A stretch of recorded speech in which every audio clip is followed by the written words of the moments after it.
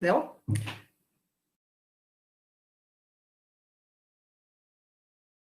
Boa tarde, sejam todos bem-vindos ao curso de fruticultura promovido pela Embrapa Clima Temperado e Emater Ascar do Rio Grande do Sul.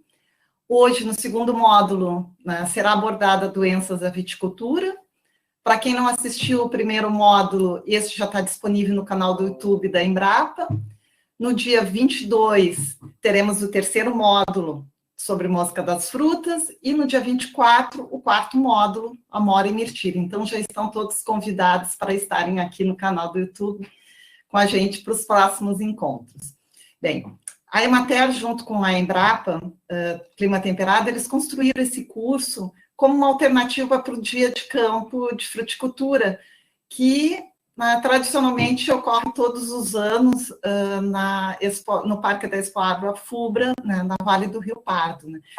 Então, assim, a gente tem a fruticultura como um tema extremamente amplo, e em função disso, foi selecionado alguns temas que foram identificados pelos produtores e técnicos, tendo como referência os cenários da fruticultura no alto da Serra do Botucaraí, Vale do Rio Pardo e Serra Grande, regiões que são atendidas pela Emater, da Regional de Soledade.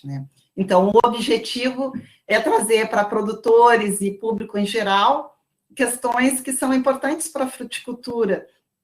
Em função da pandemia, nós estamos todos se reinventando e aprendendo a lidar um pouco com essas ferramentas de trabalho, Fábio? Então, hoje nós vamos começar com o Fábio Sereta, que é produtor, e vai contar um pouquinho da sua história, de onde ele é, o que cultiva.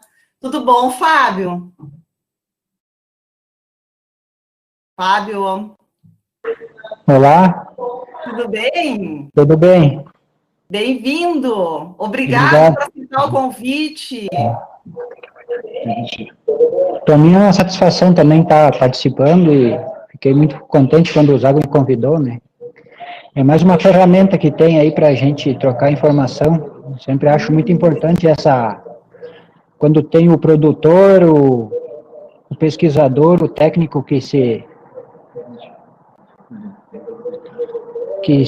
junta aí para fazer isso, sempre é muito produtivo, Então, Fábio, eu vou te deixar para apresentar aí para o pessoal, contar um pouco da tua história, de onde tu é, falar um pouco, das conquistas, das dificuldades, Sim. E vamos lá, e qualquer coisa que tu te atrapalhar aí, prende o grito que a gente te ajuda, tá? Fica bem tranquilo. Pessoal, uma boa tarde, e um bom evento para todos nós. Muito bem, então, falando, eu sou aqui de Sobradinho, da região Centro-Serra, tem uma família já tradicional na produção de uva, Faz em torno de uns 20 anos que a gente se profissionalizou mesmo, mas a produção nossa sempre foi muito familiar, assim, É uma pequena propriedade, e então a gente começou, quando meus pais compraram há 60 anos a propriedade, já tinha alguns parreirais. E então, Adriano, toca aqui a foto, por favor. E então, ali foi onde começou tudo, E a gente sempre pensando numa alternativa esse é o parreiral centenário que tem na propriedade, aí que quando foi comprada a propriedade já existia, Então, era uma produção só para consumo. Então, foi onde a gente viu que tinha uma maneira de ter uma renda, Então, foi começado a investir, hoje é a principal renda da propriedade. E a gente está sempre tentando melhorar, aumentar a produção, Pode ir passando aí, Essa aí é a área que nós temos lá aqui em Sobradinho. Então, a gente hoje eu tenho um projeto aí para 5 anos tem muitas áreas que já não estão produzindo mais direito devido a várias doenças que tem doenças de solo, né? E então, tão baixa a produção e o custo está muito alto de produzir. Então, estou plantando áreas novas com o intuito de melhorar a produção. Onde que está o custo muito alto, que não está sendo viável mais, a gente está terminando e fazendo carreirais novos, né? E aonde ainda consegue produzir alguma coisa que é viável, a gente está tentando permanecer mais um tempo, né? O nosso problema aqui hoje é a pérola, né? Que é um grande problema. Os nossos solos aqui é muito manchado, tu encontra 3, 4 tipos de solo na mesma área. Então, onde é que tem esses solos muito compactado, muito argiloso, a pérola ataca mais forte, né? Então, nessas áreas, fica uma área com uma produção muito baixa, devido a esse problema, né? Então, a gente está melhorando o manejo, aí, botando uma cobertura de inverno, tentando fazer uma adubação mais orgânica, tentando trazer mais vida para o solo para tentar conviver com esses problemas, né?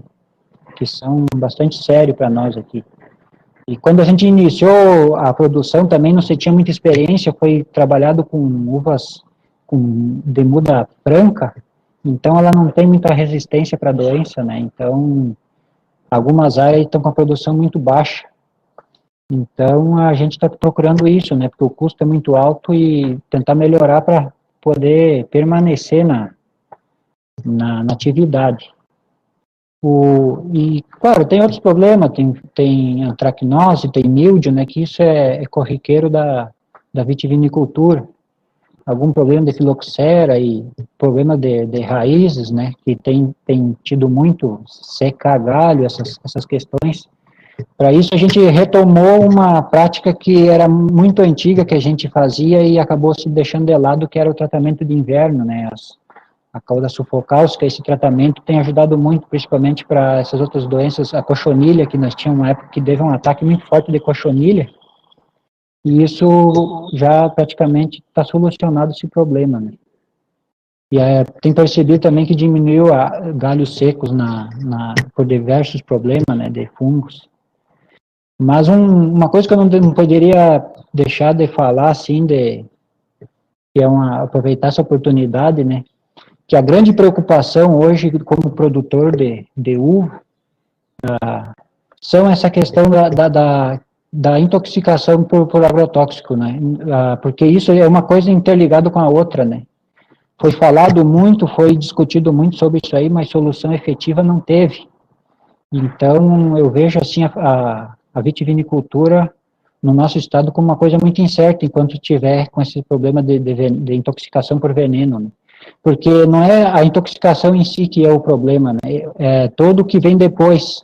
Uma área debilitada com intoxicação traz o tipo de doença que tu imaginar entra nesse parreiral. As plantas ficam debilitadas e tudo que a doença começa a entrar no vinhedo.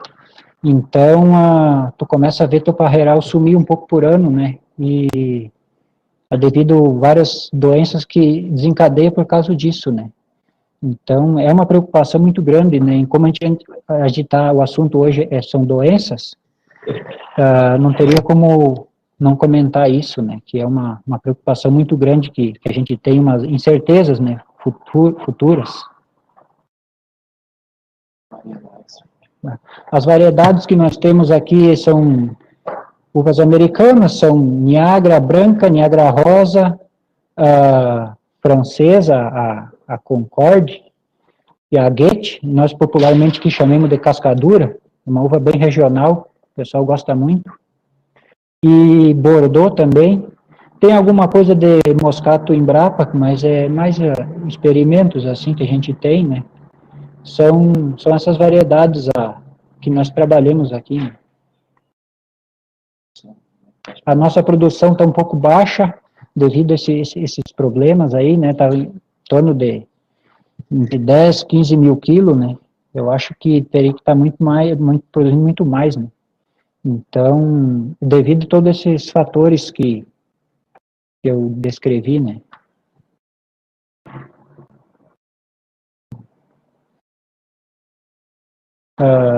Seria mais ou menos isso, então eu acredito que seja, não sei se... As plantas de cobertura que nós trabalhamos aqui agora, comecei a trabalhar um pouco, foi com a vica, a aveia, o centeio, conforme o preço que está no mercado, né? Aqui a gente usa, vai alternando as espécies. Nós temos um problema aqui que o frio é muito intenso, então às vezes a aveia preta, essa ela queima da geada conforme o período que tu plantar. Se tu plantar muito cedo, que ela estiver começando a largar a flor, ela queima e não brota mais. Nós temos feito experiências com centeio, tem dado muito positivo. Esse ano eu trabalhei com aveia de novo, porque o preço da semente era muito caro, né? Quase não se conseguiu no mercado. Mas tenho notado um bom resultado, principalmente agora quando tem a seca, onde é que tem uma cama de matéria morta, assim, tá muito, ela sobreviveu muito melhor, né? E botamos ervilhaca e o nabo, estamos trabalhando. E quando eu sameio essas coberturas de inverno, eu tenho feito uma aplicação de adubo orgânico para dar um arranque na palhada, né, porque tem esse problema na parreira que, como ela tem folha, se tu antecipar muito o plantio da cobertura de inverno, ela não desenvolve, daí ela fica parada ali, não vem, e aí ela não dá altura, né, de palhada que tu precisa. Então, eu atraso um pouquinho a semeação e boto uma adubação para ela arrancar, né? Então, tem dado resultado melhor. E, claro, calagem, temos feito análise aí, e para tentar ter um solo mais equilibrado possível, né? E eu conversava com o pessoal aqui da Emater, aqui do escritório, a gente está com uma ideia de para o verão fazer umas análises foliar, né, para ser mais preciso. Então, tentar sempre trazer mais vida para o solo, né, para tentar conviver com esses problemas aí, né. Eu acho que o caminho é mais ou menos esse. Acho que seria mais ou menos isso, não sei se teria mais alguma questão. A seca também foi um problema também que afetou nossos parreirais aqui também. Nós estamos com um ramo muito curto, né, e então para a próxima safra a gente está meio surpreso de ver o que vai acontecer, porque o galho tá metade, amadureceu só pela metade, o restante secou verde, né? Então a gente não sabe o que ela vai responder agora esse ano, né? Essas barreiras, né? Seria isso. Que bom, Fábio. Muito boa a tua apresentação. Eu acho que ao longo do módulo, a gente vai ter uma série de perguntas, é muito importante a tua participação, né, para a gente interagir melhor com o pessoal. E vamos continuar agora com o nosso colega da Emater, o engenheiro agrônomo Vivaro Zago, TR em Produção Vegetal da Emater Regional de Soledade, e que vai falar um pouquinho para a gente, tá?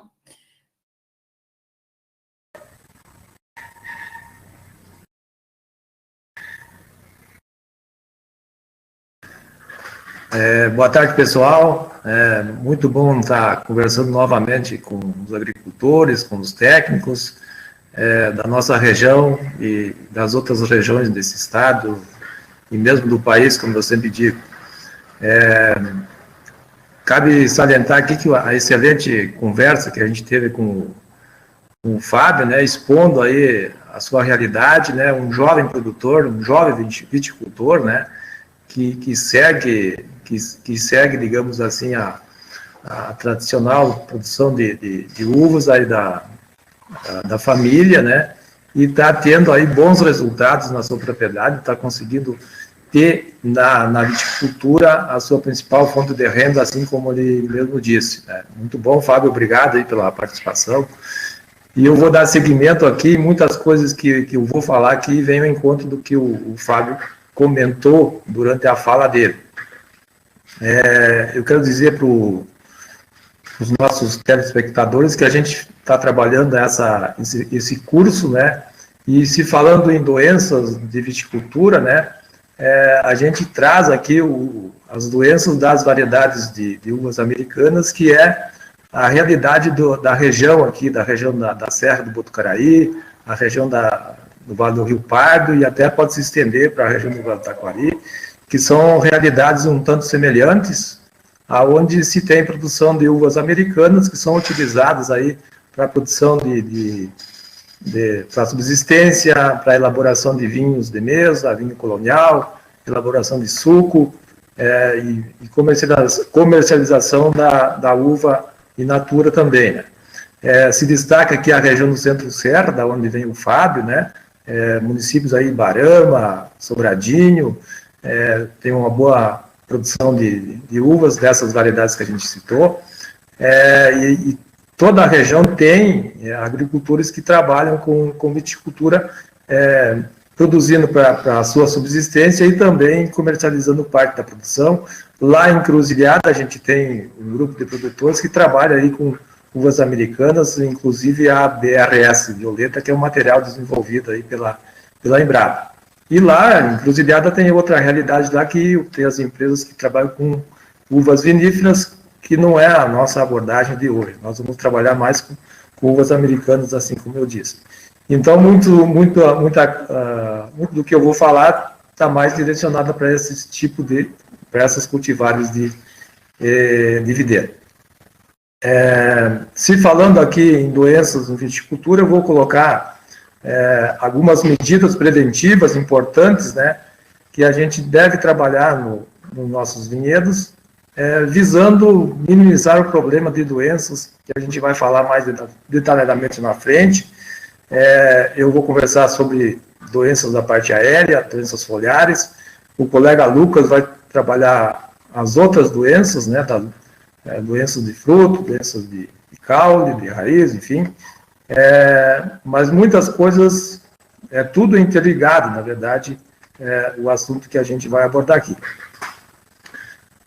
Dentre as medidas preventivas importantes, o Fábio já falou, o tratamento de inverno, né, com cauda sulfocálcica, com cauda bordaleza, é muito importante para se prevenir, para reduzir a fonte de inóculo de doenças que vão se desenvolver durante a primavera. Por exemplo, antracnose, escoliose. Então, o tratamento de inverno é muito importante, é uma medida preventiva importante. A poda de produção adequada, o que a gente observa em muitos parreirais aí, que se forma um verdadeiro guarda-chuva, né, porque se deixa bastante gemas, se fala em 100, 120 gemas por hectare, né, daqui a pouco tem 200 mil gemas por hectare, então fica um parreiral muito fechado, e nesse ambiente fechado, onde não tem incidência de raios solares, tem pouca ventilação, é um ambiente favorável ao desenvolvimento de doenças. Falo aqui de parreirais em sistema de condução latado. Outra questão que o Fábio também colocou, a questão da nutrição equilibrada. Uma planta com nutrição equilibrada vai ser uma planta mais resistente à incidência de doenças. Principalmente a questão do nitrogênio, o excesso de nitrogênio já está comprovado que favorece a incidência de doenças. Então, equilíbrio na adubação. Outra questão, as plantas de cobertura são excelentes, materiais que devem ser trabalhados durante o inverno e também o verão, mas principalmente no inverno, né? Porém, tem que ser manejadas antes que haja brotação das videiras, porque se estiver vegetando material de cobertura, vai propiciar um ambiente mais úmido e vai desenvolver doenças importantes aí. A poda verde é outra medida importante, é uma poda de primavera, como eu coloquei aqui, e deve ser realizada aí, retirando excesso de ramos, por exemplo, se deixa só um ramo por gema, se tira excesso de folha e até alguma desponta, mas principalmente a retirada do excesso de ramos e algumas desfolhas permite uma melhor incidência de raios solares e também uma ventilação desse parreiral. A doença, como se desenvolve a doença? Pode ser doença fúngica, mas vamos tratar aqui mais de doenças fúngicas, que é o nosso foco do nosso assunto. Esse triângulo todo mundo já deve ter visto muitas vezes, né?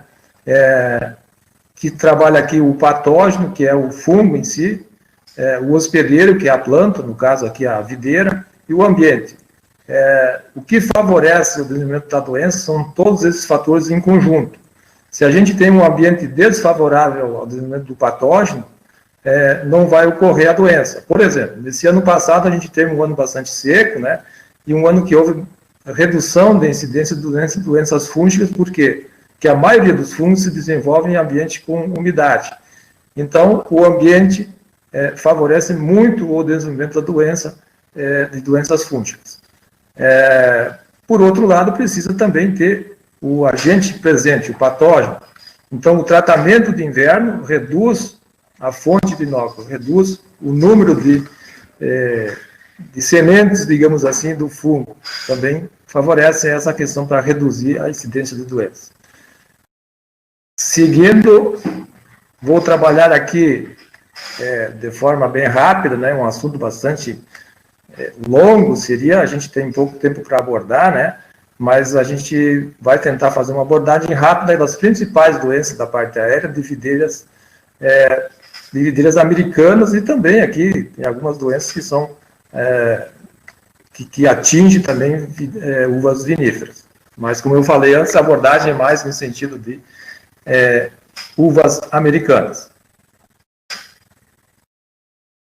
Uma doença, coloquei mais ou menos por ordem de surgimento.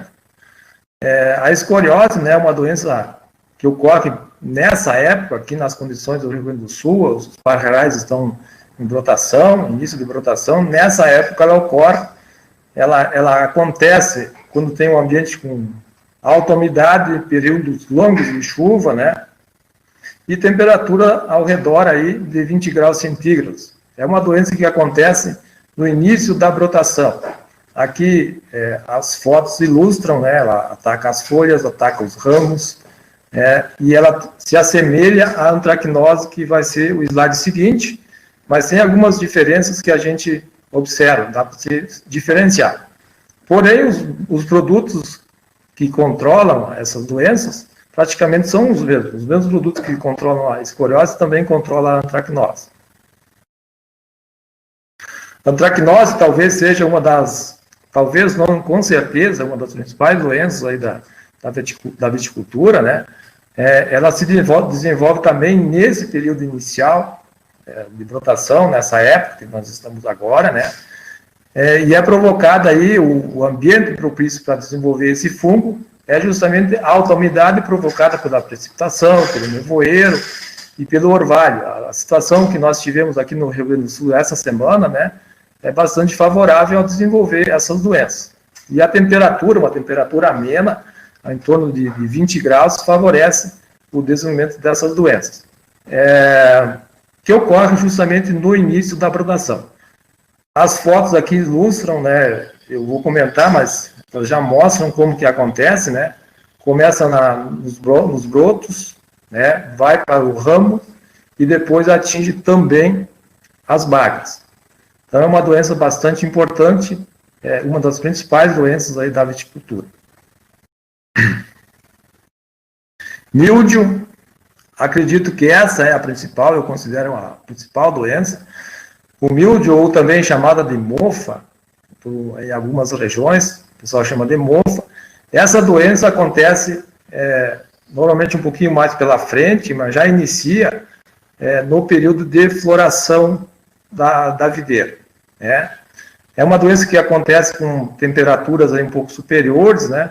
18 a 25 graus, até temperaturas maiores, são propícias ao desenvolvimento dessa doença, juntamente com umidade alta, chuva e orvalho.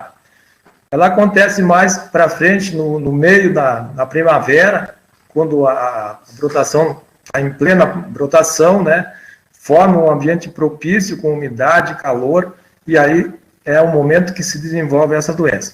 Então, as fotos aqui mostram, né, começa na folha, essas manchas que chamam mancha óleo, né, na parte superior, na face superior, depois na face inferior está uma parte mais acinzentada, e também vai para os cachos, né, onde que acontece essa desintegração e acaba afetando severamente a produção. Tem casos que pode, se não for feito o tratamento, pode ser perdas aí até de 100% da produção, em caso de um manejo inadequado, né, em anos chuvosos aí, mas existe aí uma série de produtos que a gente pode trabalhar e controla facilmente.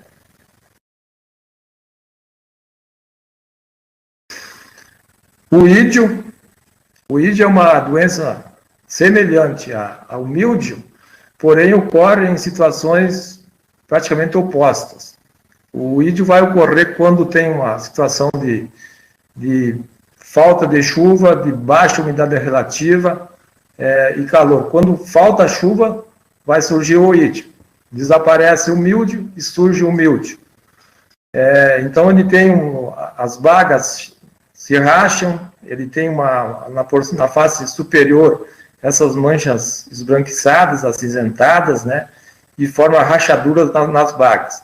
Mas acontece sempre quando ocorre um veranico, quando ocorre falta de chuva, umidade relativa baixa, e os produtos que controlam o ídio também controlam o míldio. Mancha das folhas é a última da minha lista. É uma doença que ocorre sob condições de calor e umidade. Ela ocorre sempre na pré-maturação e na pós-colheita. É uma doença bastante importante, inclusive no Centro Serra, né, conversando com o Fábio, está ocorrendo bastante naquela região. É uma doença que ocorre na pré-maturação e segue de pós-colheita. É uma doença que é muito importante tratar ela, porque a folha deve permanecer na videira depois da colheita. Então, mantendo a folha depois da colheita, o que vai acontecer? Esse ramo vai amadurecer, né? Essa folha vai fornecer energia para amadurecimento do galho, e tendo o ramo maduro, vai refletir na produção do próximo ano. Então, é uma doença que ocorre na pré-maturação e ela se estende pós-colheita. Se sabe muito bem que se deve também fazer o tratamento das videiras no período pós-colheita, justamente para manter a folha por um período aí de 2, 3 meses, quanto mais longo possível, permitindo aí uma maturação melhor dos ramos produtivos. Coloquei aqui alguns produtos aí, a gente não vai conseguir desenvolver tudo, até porque o tempo é bastante curto. Mas pensando aí nas doenças iniciais, que a gente comentou, as doenças de início de ciclo de brotação, escoliose e antracnose, né? A gente cita aqui no manejo convencional o produto Delan, que é um produto protetor, ou então um produto de contato, né? Que tem boa ação sobre essas duas doenças iniciais aí, antracnose e escoliose. Quando que se faz as aplicações, né? Eu repeti várias vezes aqui que ocorre no início da brotação, e justamente nesse período aí, na escoliose, coloca no início quando a parreira tiver ponta verde, ou 2, 3 folíolos, no início da brotação, exatamente, propriamente dito, aí já começa a se fazer o tratamento com Delan. E posteriormente se faz outro tratamento aí, para também controlar a antracnose, né? Então, nesse período inicial de brotação. E pode-se alternar com algum outro produto ali, usar 2 vezes Delan, quem sabe, e entrar com algum outro produto aí, para complementar esse tratamento no início do período de brotação. Depois, comentei antes, né, depois vem a questão do míldio, que é uma das principais doenças, e aí nós temos vários produtos aí no manejo convencional, né? Coloquei aqui grifados aí, mancozeb, ritomil, os cobres, né? Então, assim, nesse período, dependendo da condição climática, se for uma condição climática de bastante umidade, com bastante chuva, um período bastante chuvoso, uma primavera chuvosa, é interessante nós trabalharmos com alguns produtos sistêmicos, que ele vai ter uma melhor ação para com a doença. E a gente pode trabalhar também depois que a uva tiver atingir o tamanho aí de uma ervilha, o tamanho de chumbinho, como o pessoal comenta, a gente pode trabalhar com cobres. Aí tem uma gama muito grande de cobres, começando pela calda bortaleza, né, que são produtos de contato, mas a gente pode levar parte da primavera com esses produtos. E observando que esses produtos não têm mais efeito, por uma questão de climática, daqui a pouco de bastante chuva, entra-se com um produto mais forte. Dentro dessa lógica, nós temos aqui produtos aí, à base de os mancozebes, o próprio ridomil, tem na sua constituição enxofre. Existem algumas cultivares que têm uma certa intolerância, suscetibilidade ao enxofre, ou seja, o enxofre acaba prejudicando, intoxicando. Então, não é interessante que se trabalhe só com produtos à base de mancozebe, por exemplo. Se entra com algum outro produto aí, um cercobim no meio para fazer uma aplicação alternada de princípios ativos. Pensando em materiais aí, Bordeaux, Concorde e derivados aí de Bordeaux, que tem as BRS, Cora, Rúbia, que tem um pouco de problema com o enxofre. O ídio, então, essa doença que ocorre justamente no período mais seco, tem um produto muito eficaz aí, que é Folicur, o próprio ridomil controla, as manchas foliares. As manchas foliares, o próprio controle do míldio também acaba controlando as manchas foliares. O Folicur é um produto que é um triazol, produto bastante interessante para controle de manchas foliares, porém, as manchas foliares, como eu disse, ela ocorre num período aí pré-maturação. Então, eu tenho que observar a questão do período de carência. Eu posso entrar com um tratamento com Folicur ou um outro triazol, e depois, mais próximo à colheita, eu entro com um produto mais no sentido orgânico. Aí. Trabalho feito aqui pelo colega da Embrapa, o Lucas, trabalhou com Agromos, que é um biofertilizante, antes da colheita e tem tido bom resultado. Ou seja, começa com um produto mais forte e depois trabalha antes da colheita com um produto mais leve, e depois, posteriormente, após a colheita, pode entrar novamente com outros produtos aí, para tentar manter a folha por um período maior no período pós-colheita.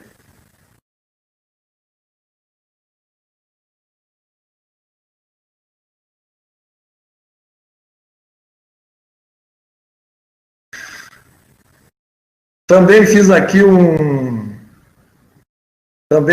um slide sobre manejo orgânico.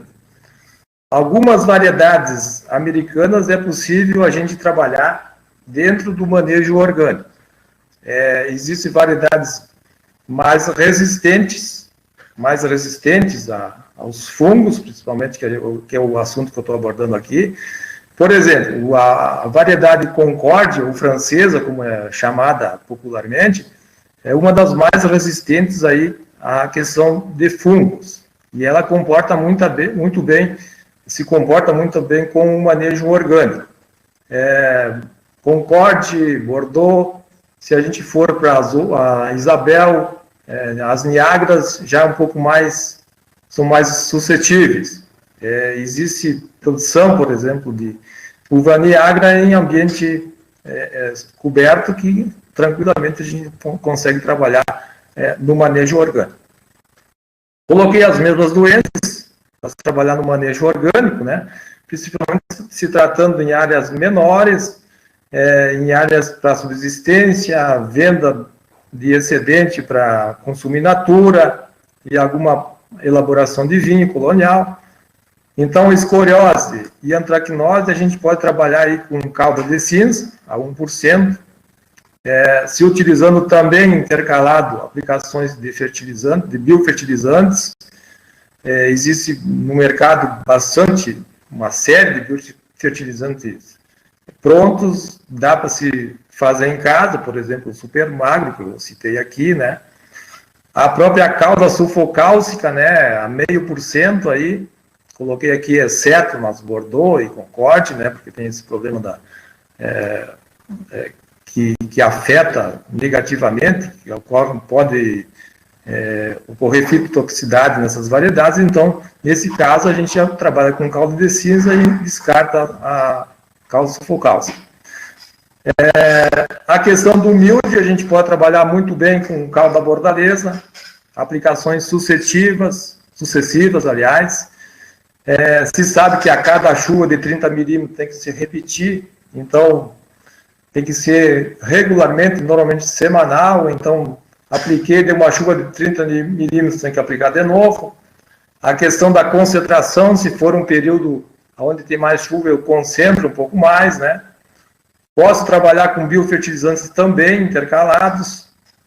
O oídio, eu posso trabalhar, tem alguns trabalhos aí com o bicarbonato de potássio, tudo comercial Coligrim, calda bordaleza e similares.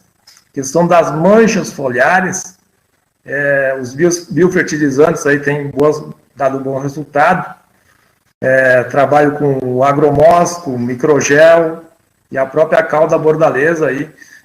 No sistema orgânico de produção, a gente trabalha com calda bordaleza pós-colheita aí para manter a folha aí por um período de 2, 3 meses pós-colheita, aí 2 meses, digamos assim, sem problema. Então, existe a possibilidade aí também de nós trabalharmos o manejo orgânico nos cultivares americanos, observando a particularidade de cada um. Como eu disse, uma Concorde é muito mais fácil trabalhar com manejo orgânico do que uma Isabel.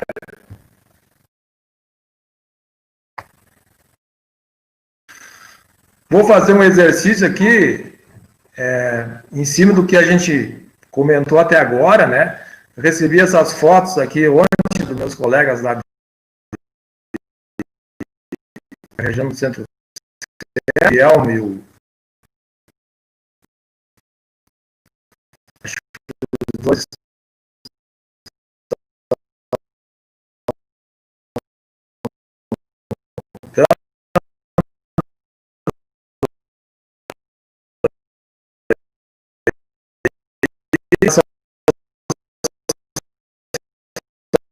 patentes de ontem,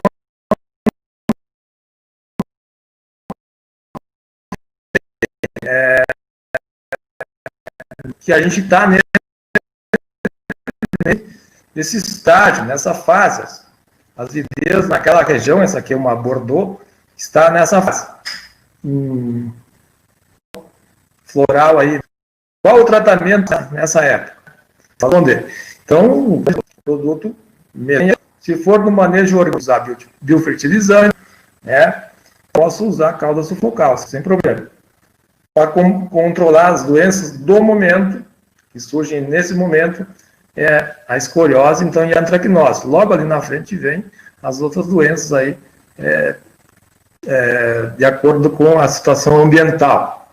Logo na frente ocorre o milde. Esse aqui é o meu último slide, e vou trabalhar um pouquinho aqui da tecnologia de aplicação de produtos fitossanitários. Né? De nada adianta ter um produto muito bom se a gente falha na hora de fazer a aplicação. Qual é o primeiro ponto? Atingir o alvo. Eu quero atingir o alvo. Atingir o alvo aqui seria o fungo. E aí eu tenho que pensar em pontas, em bicos adequados para aquela situação. No caso de fungicidas, a gente trabalha com gota média, gota fina, né, que tem aí uma boa cobertura. Se pensando aí em 70 a 100 gotas por centímetro quadrado.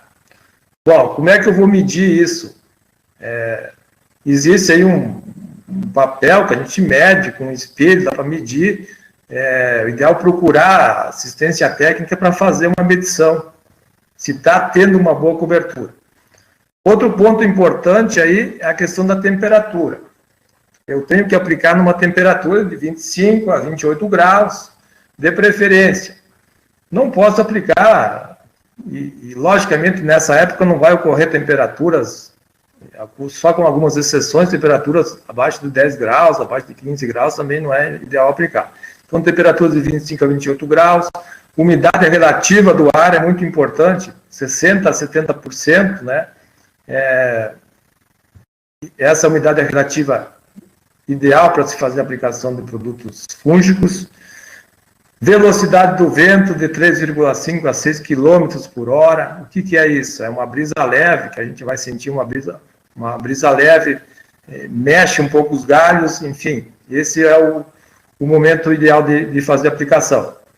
Temperatura alta, umidade relativa baixa e velocidade do vento maior sempre ocorre na hora do meio-dia, 10h30 até 3 horas da tarde. Então, evitar esses períodos que vão ter, principalmente, umidade relativa baixa, temperatura alta, que vai se perder muito produto. O uso de adjuvantes também é bastante positivo, né? Pode ser feito adjuvantes em casa, aí, com cactos, com babosa, com figo da Índia, e tem os adjuvantes prontos para comprar. Mas é interessante, principalmente se tratando em produtos protetores ou produtos de contato, se fazer, se colocar junto com a cauda esse produto para ter uma melhor aderência do produto na folha, né? E vai ter uma eficiência melhor na aplicação do produto. A minha parte, mais ou menos, está concluída. Eu peço eu vou passar para a colega Patrícia, e o colega Lucas Garrido, da Embrapa, acho que pode complementar alguma parte do que eu falei, tranquilamente, pode ficar à vontade, Lucas. E depois a gente volta no debate para complementar alguma coisa que faltou. Patrícia, passo para ti. Muito obrigado a todos. Obrigado. Eu estou com um probleminha aqui na minha webcam, mas vamos adiante. Então, é importante as suas considerações. E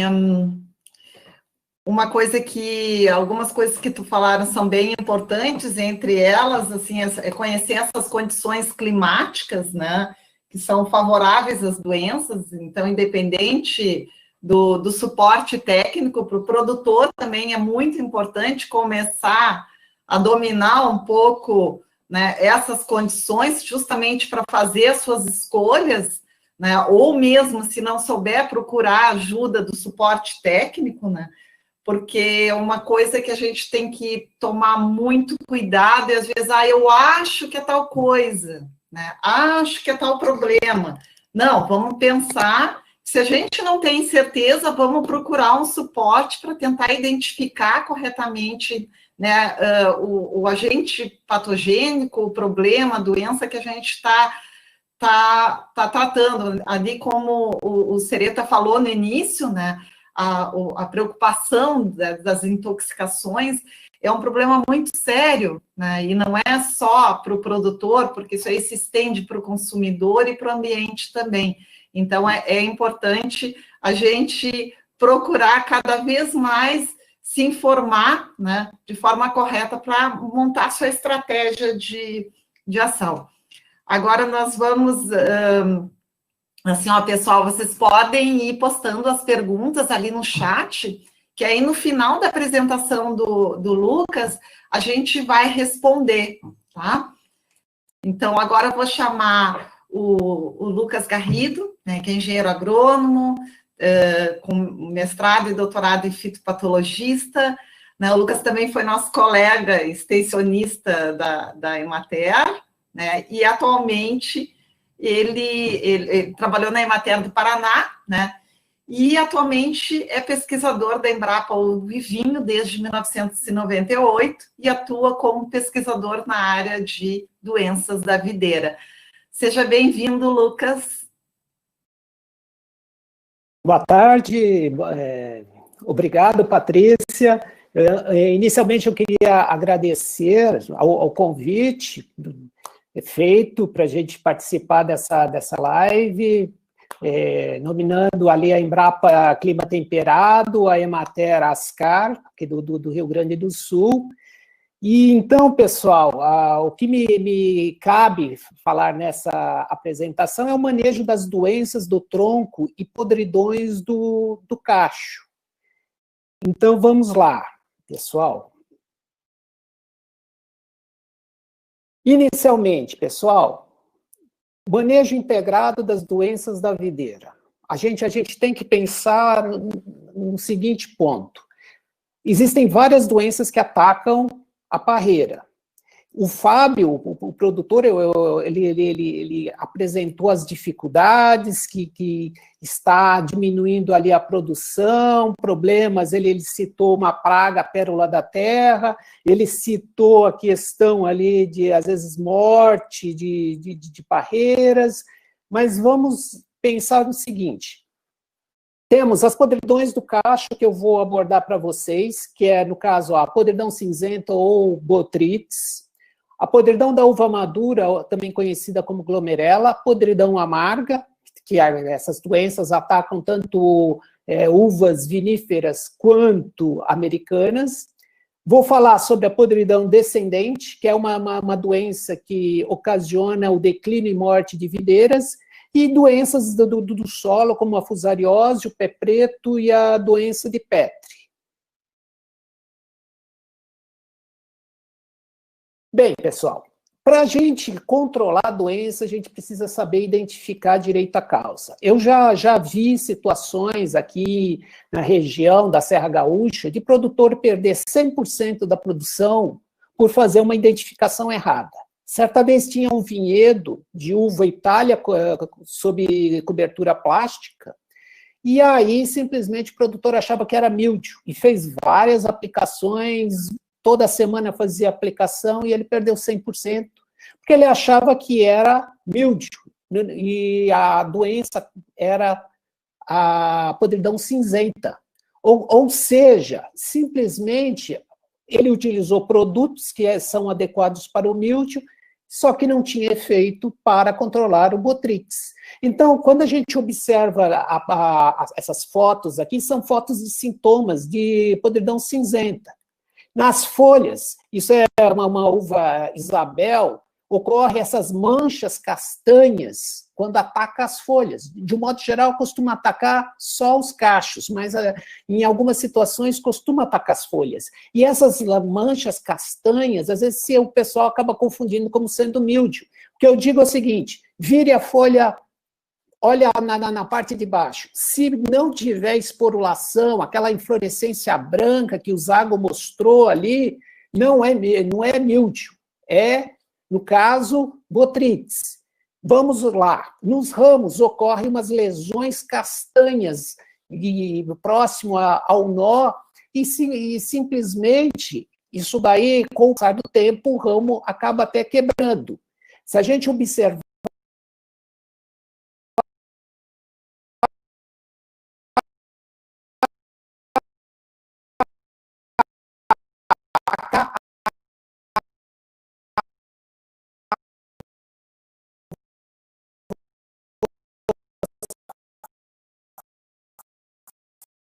direita em si, o que é uma flor onde a calíptera não soltou, aquele chapeuzinho da flor, que durante a floração ele é desprendido, ali o micélio corre das flores ali, forma que a volta isso é podridão cinzenta. A outra doença que o pessoal considera, às vezes, importante do que o botrytis é a podridão da uva madura, também conhecida como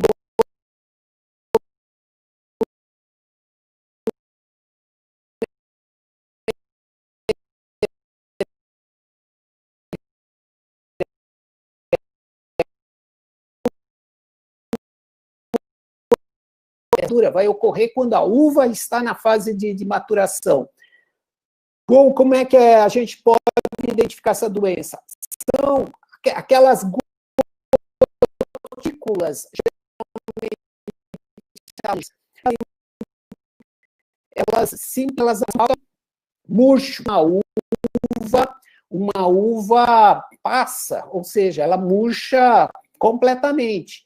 E para a gente fazer a identificação, basta observar, tem as pontuações alaranjadas, glomerela. Vamos a uma outra doença. Antes de passar para os não só aqui na região do Gaúcha, mas em outras regiões também do país, em São Paulo, de Minas, o pessoal de Petrolina às vezes tem dificuldade de controlar, e eu vou dar várias dicas para vocês.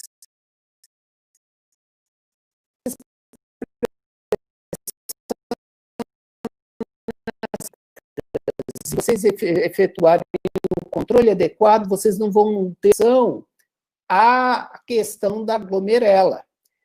O detalhe é retirar os cachinhos depois esses se safra podre nesses cachinhos mumificados, ou seja, essas baguinhas mumificadas ali sobre o solo, que vai ser a fonte das sementinhas do fungo para novas infecções. Então, se torna importante efetuar a retirada do vinhedo desses cachos mumificados. Esse é o maior detalhe. E a doença ela é agravada, evidentemente, por chuva. Se tiver um ano de laninha, um ano mais seco, a glomerela não vai afetar. Agora, se tiver um ano chuvoso, principalmente ali na colheita, ela vai correr à solta.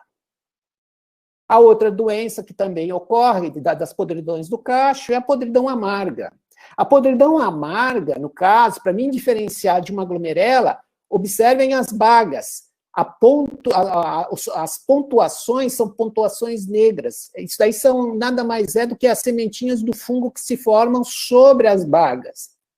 Se é negra, é podridão amarga. Se é avermelhado ou alaranjado, é glomerela. Se é um bolor acinzentado, é botrites. Ou seja, dá para diferenciar as três doenças. Podridão amarga, de um modo geral, é uma podridão mais fácil de se fazer o controle. Vamos lá. Falando agora das podridões do tronco, pessoal.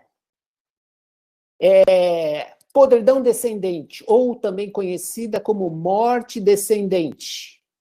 Pense no seguinte, pessoal. Ali a primeira planta ali, vocês observem que é característico. Uma parte da planta continua vegetando e a outra, ela seca, os esporões não brotam e aí, simplesmente, com o passar do tempo, toda a planta entra em declínio e morre. Nas folhas, a gente observa as folhas ali avermelhadas ali. Isso daí, por que elas ficam assim? Isso daí acaba sendo como se fosse uma deficiência. Mas deficiência por quê? Porque o fungo causador da podridão descendente, que é causado por Botryosfera, entre outros, eles crescem no interior dos vasos. Se vocês observarem a foto do meio, vocês vão observar já um apodrecimento interno. Nas três fotos de baixo, vocês vão observar o quê? Vocês vão observar que são mudas de videira, tá? E a outra dica que eu passo para vocês é o seguinte: por onde penetra o fungo causador da podridão descendente? Ele penetra por ferimentos. Gravem isso. Ferimento da poda é uma porta de entrada para o fungo. Durante o processo da enxertia, é outro ferimento que abre porta de entrada. E no caso das mudas, esse fungo ele vai entrar pelo ferimento da enxertia, e se vocês observarem as fotos de baixo, começa a crescer no interior dos vasos, e aí simplesmente se torna inviável praticamente a gente pensar em utilizar essas mudas. Por quê? Porque depois ali de 6 meses a 1 ano, elas entram em declínio e morrem. Por quê? Porque todos os vasos vão estar entupidos. Não vai ocorrer a circulação da seiva.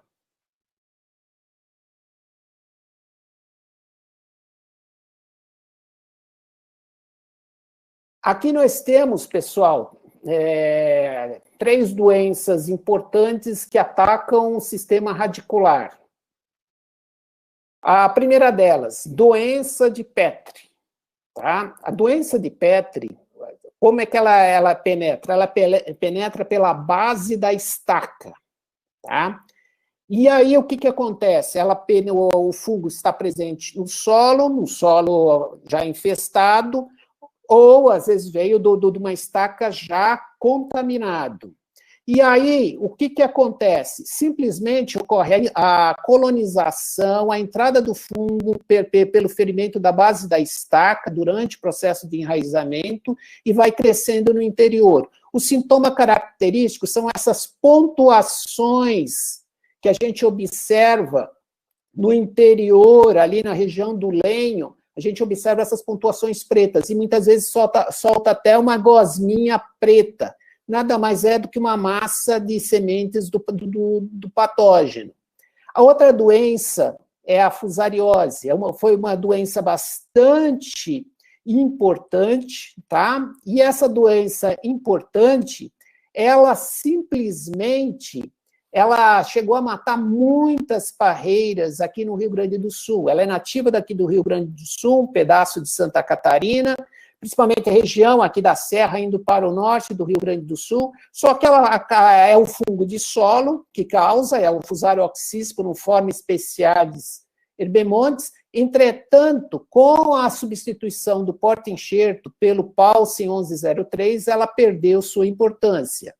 E a outra doença, também é importante, é o chamado pé preto da videira, que é causado por vários patógenos, Ilionectria, Cilindrocarpum, Cadófora, e assim vai. O que tá vendo o que aconteceu? Que caiu a conexão geral do YouTube, tá? Então a gente vai pedimos desculpa a todos, mas aí faz parte, né, dessa tecnologia. Né? Às vezes a gente tem que dar uma paradinha para retomar bem, porque senão não fica, uns escutam, outros não, e fica falhando.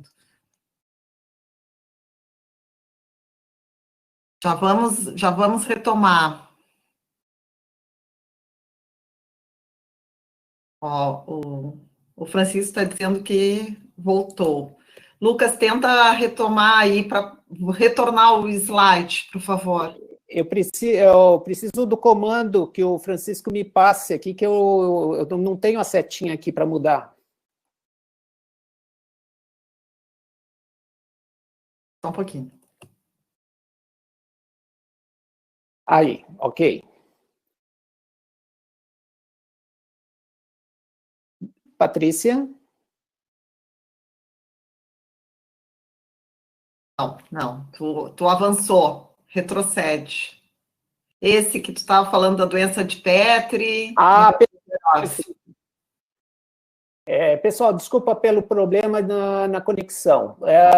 Existem essas doenças, essas 3 doenças, existem outras, mas essas são as principais que causam problemas de doenças de raiz, e essas doenças de raiz depois vão afetar o tronco da videira. Uma delas é chamada de doença de Petri. Essa doença, bem como a do pé preto, penetra pela base da estaca. Quando se coloca a estaca para o enraizamento, esse ferimento favorece a porta de entrada dos fungos causadores da doença de Petri e do pé preto. Na doença de Petri, o crescimento dentro dos vasos vai ocasionar depois o entupimento dos vasos ali na região do colo da planta.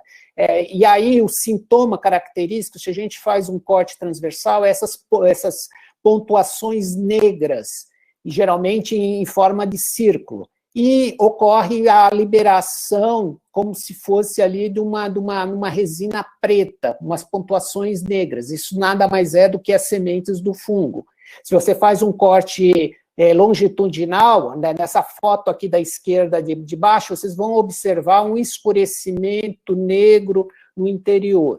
Já na questão do pé preto, ocorre também pela entrada na base da planta ou em ferimentos de raiz, e aí simplesmente vai ocasionar o apodrecimento de raízes e do colo da planta, e a planta entra em um processo de murcha e morte. Lembra-se que o produtor Fábio, ele falou da pérola da terra. A pérola da terra é uma praga, é importante, entretanto, não é a pérola da terra que mata a planta. A pérola da terra, ao se alimentar, ela abre a porta de entrada para quê? Para o pé preto ou para a doença de Petri penetrar dentro da planta, e são depois esses fungos que vão ocasionar o murchamento e a morte da planta. E a doença ali do centro, a fusariose, ela é causada por um fungo que é nativo daqui do Rio Grande do Sul e uma parte de Santa Catarina,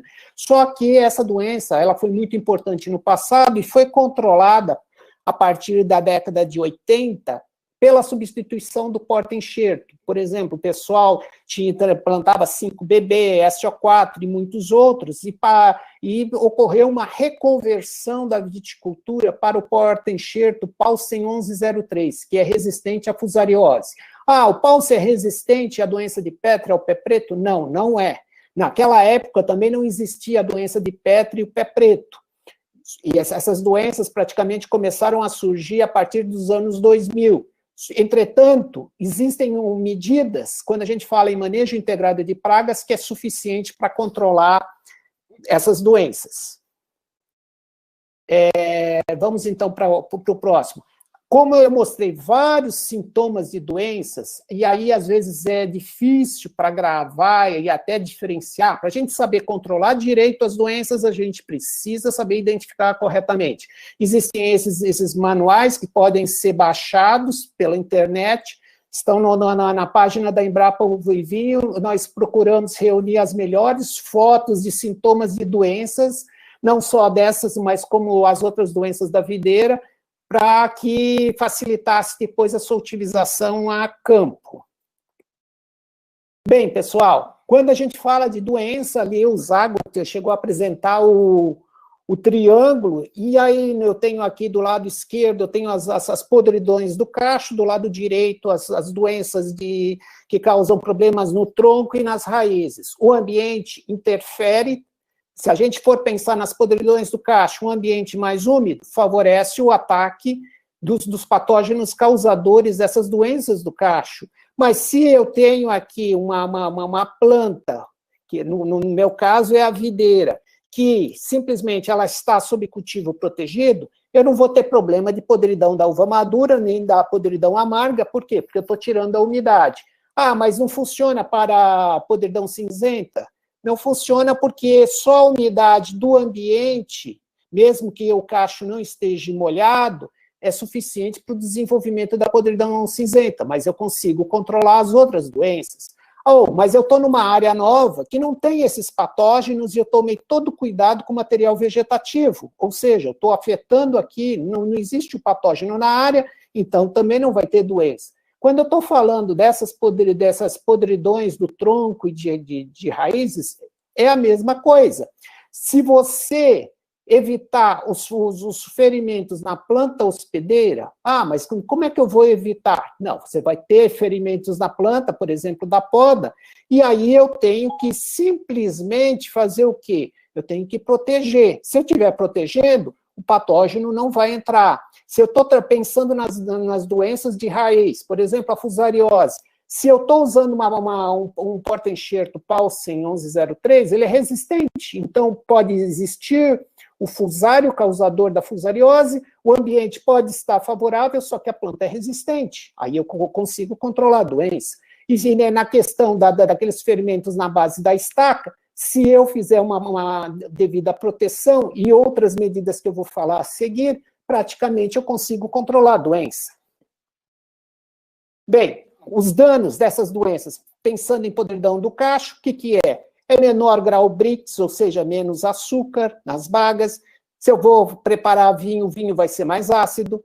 Depreciação, se eu vou vender essa uva e ela vai começar a apodrecer na gôndola do supermercado, vai ter uma depreciação, menor qualidade e redução na produção. Se eu estou pensando nos danos causados pelas podridões do tronco e raiz, eu tenho Pensem bem, menor absorção de água, nutrientes, menor translocação da seiva, maior respiração, ou seja, a planta respira mais do que faz fotossíntese, menor reserva, menor acúmulo de reserva, a planta começa a definhar. Menor produção, porque vai afetar, porque teve menor translocação, teve menor absorção, e aí acaba culminando no quê? No declínio e morte de plantas.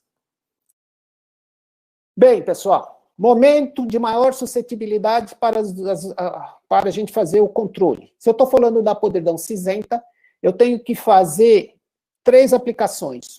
Quais são os momentos de maior suscetibilidade? Floração, início da compactação do cacho e 30 dias antes da colheita. Se eu estou pensando na podridão da uva madura, floração, grão-ervilha, início da compactação do cacho e início da maturação.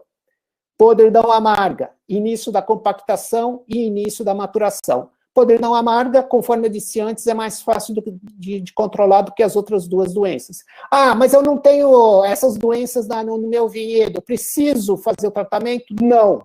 Você vai fazer se você tiver um histórico dessas doenças na área. Caso contrário, não fiquem aplicando produtos sem necessidade. Se eu estou falando em podridão descendente, é a proteção dos ferimentos da poda, ou ali os cuidados de ter uma certa higiene durante a enxertia.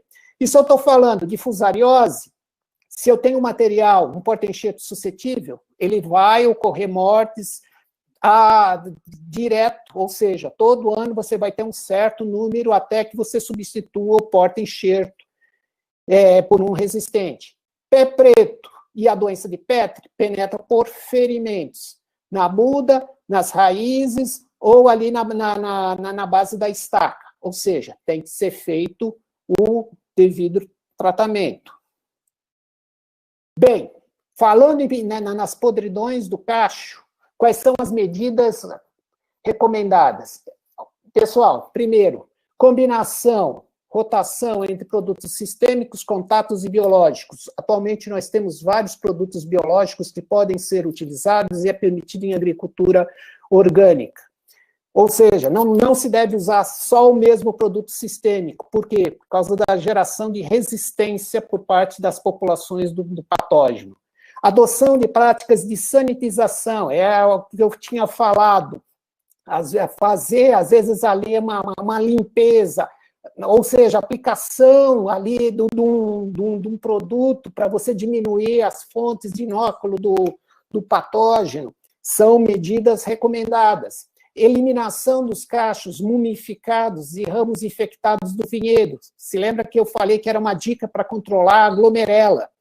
Poda verde para permitir melhor circulação do ar e reduzir o microclima favorável ao patógeno. O próprio Zago, ele citou na apresentação deles, às vezes o vinhedo totalmente fechado, você cria um microclima que é mais favorável para o ataque desses fungos. O tratamento de inverno, que ele também comentou, ajuda também a reduzir as fontes das sementes desses fungos.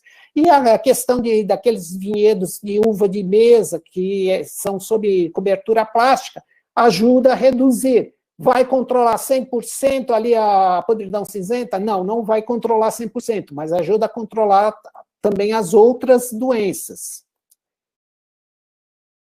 Quando a gente fala de podridão descendente, pessoal, a podridão descendente é uma doença importante.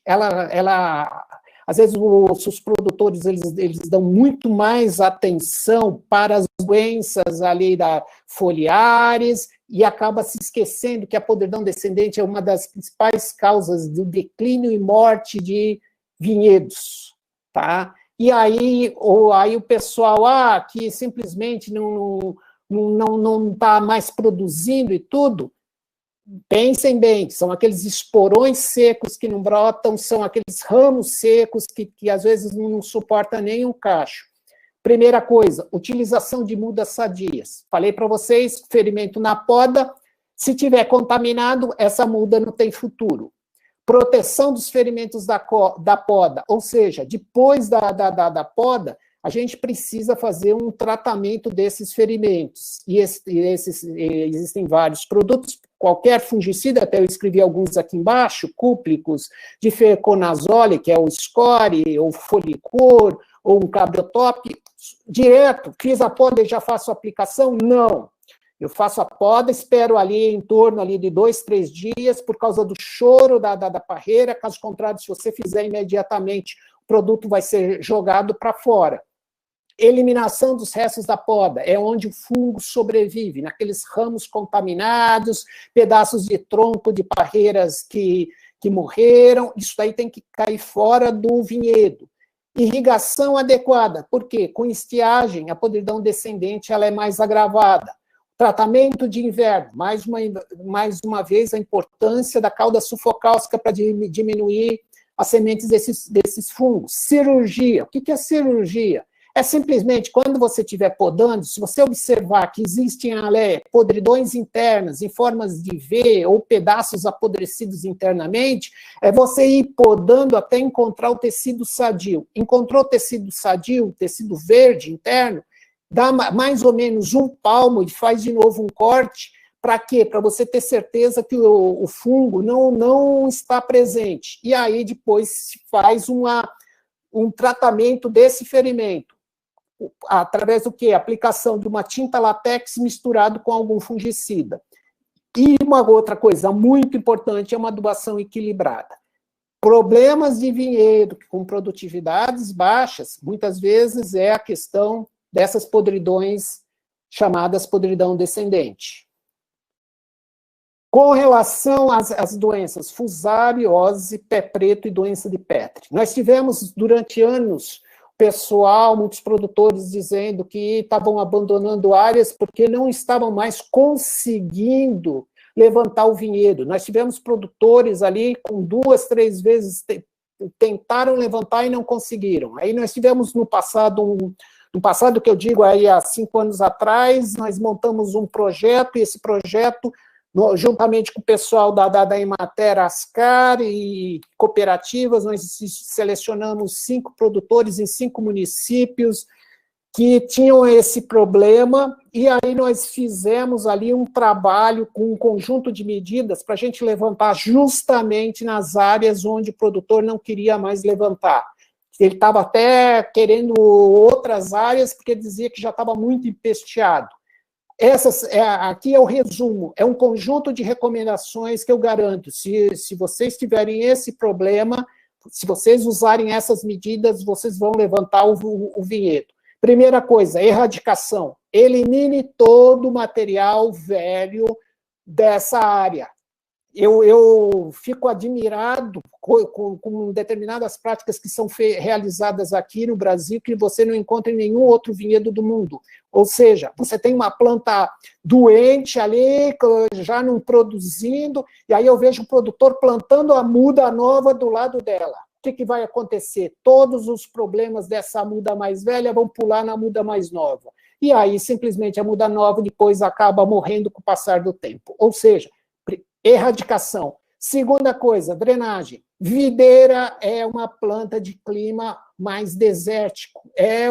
Não é que ela não goste de água, ela precisa de água no momento certo. Solo mal drenado, a videira favorece fungos como o pé preto, como a fusariose, como o pé preto. Então, drenagem do solo se for necessário. Terceira coisa, fazer uma análise de solo, para fazer a correção adequada. Desequilíbrios nutricionais no solo, você não vai ter uma planta sadia. Calagem e correção se for necessário. Descompactação e revolvimento. A gente só mexe o solo do vinhedo durante antes do plantio da videira, depois não se mexe mais. Adubação, por quê? Porque se você for mexer, você vai ocasionar ferimento nas raízes. Aí é porta de entrada desses fungos. Adubação verde, não só pensando na questão de nutrientes, mas pensando numa coisa muito mais importante, que eu chamo saúde do solo. A gente tem que trabalhar a saúde do solo. Se você tiver um solo com saúde, tua planta ela vai ser mais resistente contra as pragas e doenças. Muda de qualidade. Por quê? que é muitas vezes o material já contaminado, às vezes de viveristas que você não conhece, que não sabem nem da existência desses fungos causadores de declínio e morte de videiras, acaba vendendo o material e esse material não tem futuro. Uso de porta-enxerto resistente no caso da fusariose, que eu já falei. Tratamento da muda antes do plantio, por quê? Porque geralmente o pessoal, numa muda de raiz nua, faz ali depois um desbaste de raízes. Isso são portas de entrada. É importante você colocar durante 1 hora numa cauda, contendo ali um folicur, um score, ou às vezes ali uma mistura de 2 ou 3 fungicidas. Utilização de compostos orgânicos, não só para a nutrição, mas para aumentar a vida do solo. O solo não é só a parte química e a parte física, é também com relação aos micro-organismos do solo. E muitos desses micro-organismos vão proteger a planta contra a entrada desses patógenos. Não utilizar herbicida até o 3º ano, por exemplo, glifosato. Por quê? Porque ele enfraquece a muda e aí torna esses fungos causadores do pé preto, da doença de Petri, mais agressivos. O controle de pragas e doenças, ou seja, eu tenho pérola da terra, vai fazer o controle no momento certo, ali por volta de novembro, dezembro.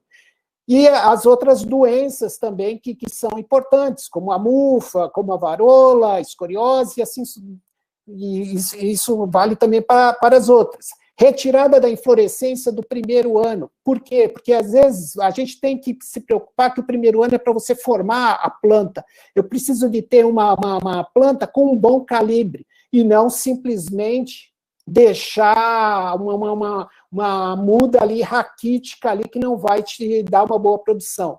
E o uso de porta-enxerto resistente sempre quando possível. Bem, pessoal, existem vários produtos para controlar a podridão cinzenta, a podridão da uva madura, a podridão amarga, tanto para um clima normal quanto para um clima úmido. Existem os bacilos, hoje várias marcas comerciais aí de bacilos ali que podem ser utilizados com bom controle da podridão cinzenta, da glomerela. E a mesma coisa ali no clima úmido, nós botamos aqui alguns princípios ativos usados ali, o Sweet, o Rovral, o Mitos, o Cialex, depois ali o Bacillus amyloliquenfaciens, que é o durável, o Serenade, ou seja, existem vários produtos que nós da Embrapa já andamos testando, e além desses existem outros, mas a gente geralmente acaba colocando os melhores.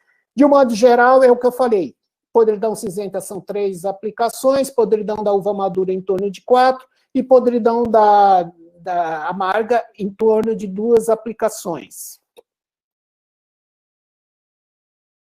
Existem outros produtos alternativos ou complementares que a gente também são permitidos em agricultura orgânica, como o Agromos, Soil 7, Nemalte, são adequados para você controlar as podridões do cacho, ou seja, e além de induzir resistência, o próprio Agromos é um indutor de resistência, e o Timorex Gold, que é um óleo essencial, que é produzido em Israel, já é comercializado há 3 anos aqui no Brasil, que também ele se destina ao controle do oídio e do botrytis. Pessoal, quando eu falei de composto para a melhoria da vida do solo, naqueles vinhedos que nós implantamos, nós utilizamos 3 compostos, foi o Compost-Aid, o Nemalte e o Microgel.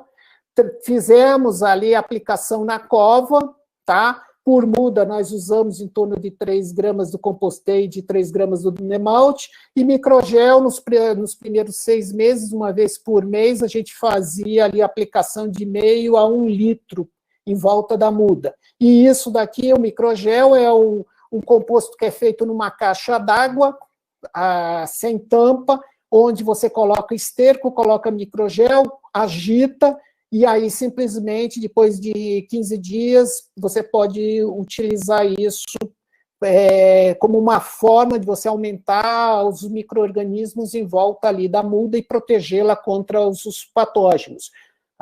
Na foto ao lado tem ali uma malheira de composto, mas os produtores eles preferiram mais fácil fazendo o microgel na caixa d'água. Bem, pessoal, nós falamos sobre, eu sei que são vários assuntos aqui, e às vezes é difícil de captar, mas nós falamos dos sintomas, falei dos danos provocados por essas doenças, falei dos momentos de maior suscetibilidade para a gente fazer o controle, falei dos métodos de controle e apresentei para vocês produtos químicos e produtos biológicos. Mas, em suma, para fechar, eu só gostaria de dizer para vocês que um manejo racional, um manejo sem intoxicar as plantas, conforme o Zago andou falando, pense o seguinte, ou mesmo o produtor também ele falou, isso daí a gente consegue fazendo um manejo integrado de pragas e doenças, usando as melhores técnicas, porque antigamente era mais fácil controlar as doenças, porque tinham menos pragas, menos doenças. Hoje, essas áreas elas têm uma grande quantidade dessas pragas e doenças, e a gente precisa aprender a manejar. Não existe um produto que vá erradicar. Em suma, a gente tem que pensar na planta como um todo e não esquecer do solo. O solo é a base de tudo. Nós precisamos cuidar da saúde do solo para quê?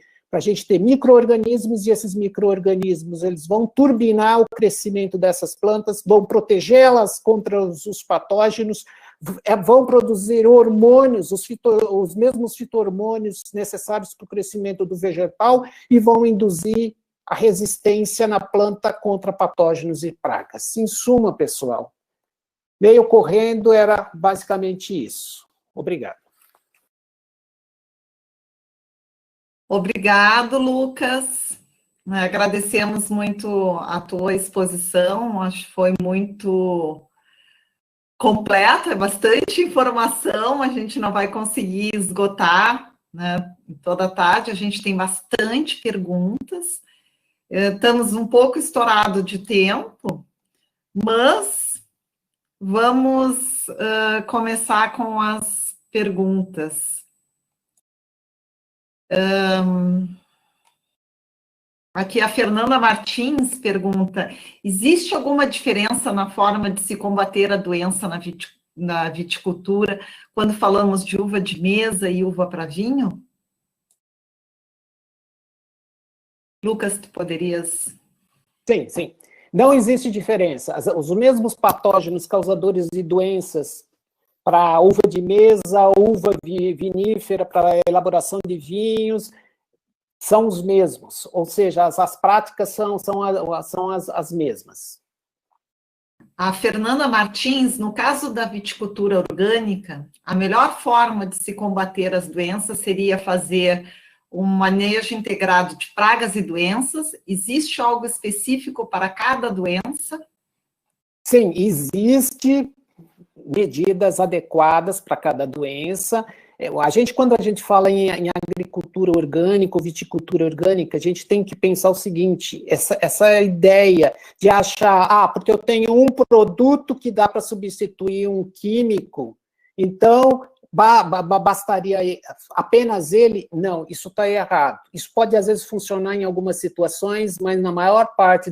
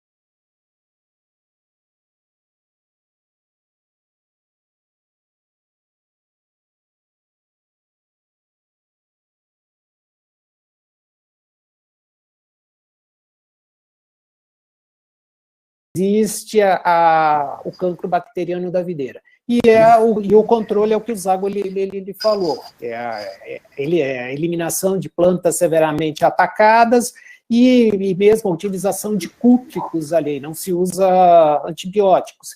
E o pessoal lá no Vale do São Francisco tem usado também o mancozeb, que parece que tem um bom resultado. Gente, nós estamos um pouquinho estourados já no nosso horário, tá? Para terminar, temos muitas perguntas. Eu peço desculpa a todos, não vai ser possível a gente conseguir responder todas aqui. Eu vou tentar selecionar algumas, porque nós já temos que ir se encaminhando para o encerramento. Então, a Lilian Rodrigues pergunta aqui, o agricultor Fábio falou sobre os problemas com a contaminação por deriva de agrotóxicos. Foi tomada alguma providência com relação a isso? Se pudesse, Fábio. Liga teu microfone.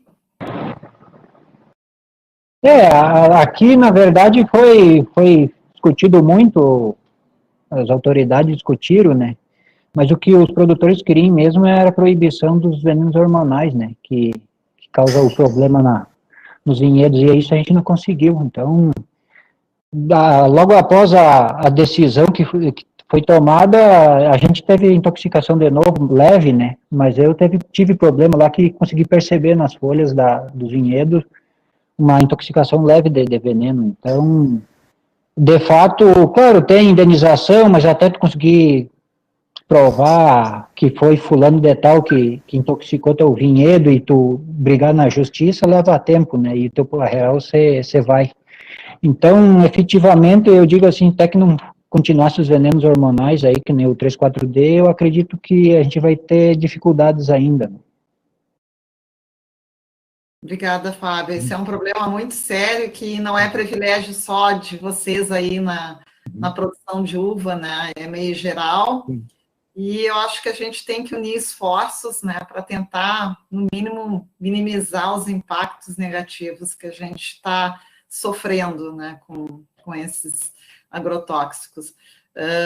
Aqui é a Estela Martins, ela acho que é do Paraguai, né? Não sei bem, mas não é aqui do Brasil. Ela pergunta aqui, eu vou traduzir, né, do espanhol para português, né?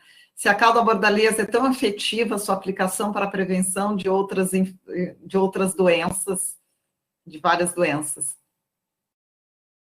E acho que o que ela está perguntando aqui é sobre a eficiência do uso da cauda bordaleza, né, como produto preventivo, né, nem tanto curativo, mas se puder explicar um pouquinho, Lucas. A cauda bordaleza, ela tem mais de 100 anos desde que ela foi inventada na França. Ela é eficiente para fungos de um modo geral. Entretanto, se a gente pegar vinhedos onde ela foi utilizada durante décadas, nós temos um problema agravante, que é o acúmulo de cobre no solo.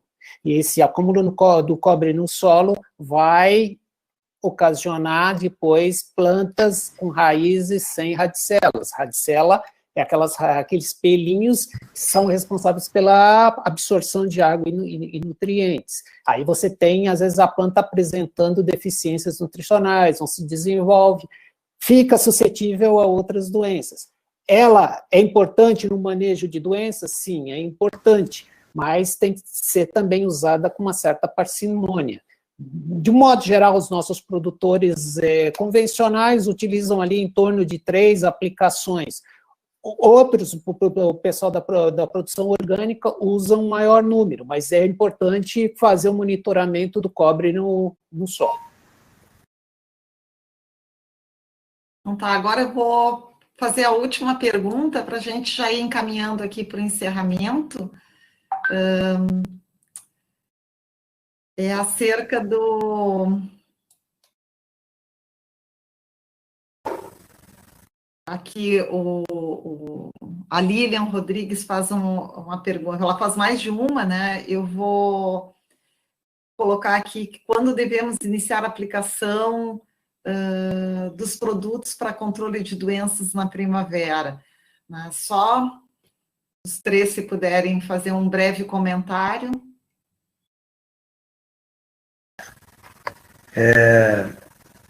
Eu não ouvi bem a pergunta, não estou conseguindo. Repete, faz favor. Repito. A Lilian Rodrigues pergunta quando devemos iniciar a aplicação dos produtos para o controle de doenças de primavera-verão. Lilian, eu acho que na minha apresentação eu coloquei, né? Quando a gente inicia, no caso das doenças foliares, foi o assunto que eu abordei, se inicia no início da floração. Praticamente quando tem o ponto verde, né, quando aparecem as primeiras brotações, na verdade nem está bem, não aparece as folhas propriamente ditas, né? Já é o momento de se fazer a aplicação aí de produtos para combate eu não gosto do termo combate, mas saiu, do combate da escoriose e da antracnose. E posteriormente, né, se vem trabalhando aí as doenças que vêm no meio da primavera, principalmente o míldio e o ídio. E segue-se se trabalhando aí doenças como a mancha foliar, né? Então se inicia bem cedo, assim que começou a brotação, já que se começa a se trabalhar o tratamento. Tanto no sistema de produção orgânico, quanto no sistema de produção convencional, utilizando produtos convencionais. Acho que seria isso, Lilian, Lucas e Fábio, se quiserem complementar. Patrícia? A questão da antracnose, ela já é efetuada a primeira aplicação no estádio de ponta verde, ou seja, um pouco antes da brotação. Nesse estágio, é que às vezes o fungo causador da antracnose ele já fica alojado ali em volta da gema. Se deixar crescer o broto e depois pensar em aplicação, ainda mais numa região sujeita a ventos, com uma frequência de ventos, às vezes fica muito difícil de efetuar depois o controle. A antracnose é um pouquinho mais enjoativo, às vezes vai até o início da maturação, os tratamentos pensando em antracnose. Escoriose, geralmente 2 aplicações logo no início já é suficiente. E o míldio ao longo do ciclo, ou seja, até o início, pelo menos o início da maturação. O ídio não costuma ser problema em uvas americanas. Essas americanas, de modo geral, elas são mais resistentes do que as viníferas com relação ao ídio. Caso apareça, a gente observa em Bordeaux, mas mais no final lá do ciclo e tudo, aí sim pode-se pensar. Eu só queria fazer uma complementação, quando o Zago fez a apresentação dele. O positron que foi colocado, o positron ele já não tem mais um registro para videira, eles não estão nem mais produzindo, então o positron pode esquecer que não tem. Outra coisa, diz respeito ao ridomil. O ridomil ele é muito bom para o míldio, é recomendado para o míldio. Para o ídio, o metalaxil ele não vai ter efeito, então ele não deve ser usado ali para o ídio. E o tiofanato metílico, que é o cercobin, que ele foi usado mais no passado para o ídio, para o míldio, pelo menos os produtores aqui da Serra, ninguém usa o cercobin pensando em míldio. Pensando em antracnose, pensando em escoriose, que às vezes fica no mesmo período de tratamento do míldio, mas ele é mais visado para antracnose e para escoriose. Bueno, assim, a gente tem bastante perguntas, né? Ali no chat está o link do saque, né? Para mais dúvidas, se alguém tiver, e as perguntas que ficaram pendentes depois vão ser respondidas pelo nosso suporte. Eu queria agradecer a todos, né, pelas excelentes exposições hoje à tarde, por um tema complexo, né, que é doença, né, entre muitos outros, e que a gente está sempre aprendendo e nunca se esgota, né, até porque, assim, ó, é produto que vai, é produto que vem, é tecnologia nova, e aquela tecnologia lá antiga, né, como da cauda bordaleza, que volta de novo, e a gente nunca consegue esgotar, né, mas queria deixar claro, assim, para quem está nos assistindo, principalmente os produtores, que podem procurar os escritórios da Emater, né, quando tiverem dúvidas, né? Nem sempre a gente tem todas as respostas na hora, mas a gente tem mecanismos para encaminhar, para suporte, a gente tem a Embrapa, a Emater conta com uma clínica fitossanitária que também dá o suporte para os colegas técnicos, né? Porque, como o Lucas falou, muitas vezes os sintomas, eles são muito semelhantes, né? E a gente pode, às vezes, acabar usando um produto que não é para aquele problema, e em vez de resolver, a gente cria um problema maior, né? Agradecer muito ao Fábio, também por estar aqui com a gente à tarde, né? Para o produtor, nem sempre essa tecnologia é muito fácil, mas é isso aí, a gente está se desafiando nessas novas ferramentas mesmo.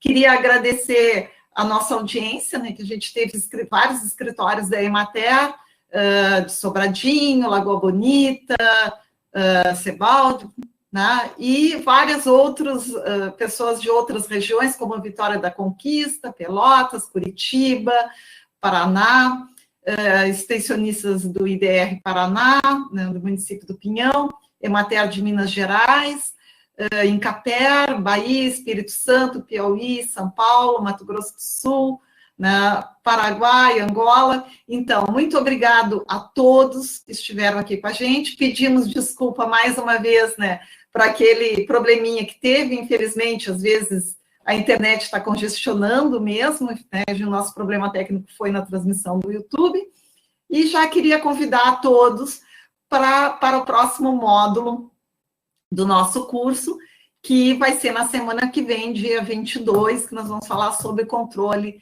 né, da mosca da fruta e mosca da fruta em geral, né, não só na videira, né, mas é um problema que ataca muitas outras frutíferas por aí, né. Obrigado a todos, e em seguida, né, esse módulo, para quem não conseguiu assistir, já vai estar disponível no canal do YouTube. Obrigada, e até semana que vem.